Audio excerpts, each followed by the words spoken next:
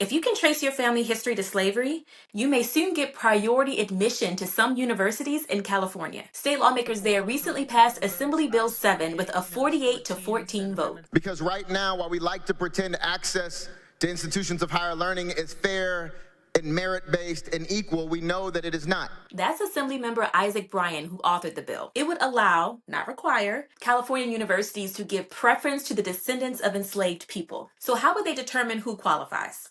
Let's take a look. The bill says you must establish direct lineage to a person who, before 1900, was subjected to American chattel slavery and meets at least one of the following criteria. So some are raving about this, while others say it's not enough and where's the money for reparations? Proponents call it just one step toward leveling up a playing field that was never fair. If you are the relative or the descendant of somebody who is rich or powerful or well-connected or an alumni of one of these illustrious institutions, you got priority consideration for admittance. He's describing what's called legacy admissions, which California just banned this year. And of course, the Supreme Court overturned affirmative action in 2023, though California outlawed it in 1996. Bryan says that's why the bill focuses on lineage, so being a descendant, and not on race, so it complies with existing laws. But some reparations advocates say they still foresee some legal challenges. I suspect that colleges, if they take this up, will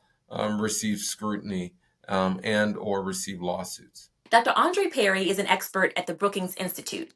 He says it's easier to justify programs like this when you yourself receive direct harm, as opposed to your descendants. The bill has passionate support and opposition. Some call it either a critical step toward equity and restorative justice, or a racial preference that doesn't actually address structural issues in education. Bryan says either way, now is the time for this type of legislation. And it's important now more than ever as the President of the United States is weaponizing our institutions of higher learning. In fact, just before he entered office, he talked about reparations for white students in colleges because there were so many people of color at these universities. Now, California's Governor Gavin Newsom has until October 12th to either sign or veto this bill. I'm Shernay Williams. See the full bill and more information on our website, wordinblack.com. And follow us for more news on what matters to Black America.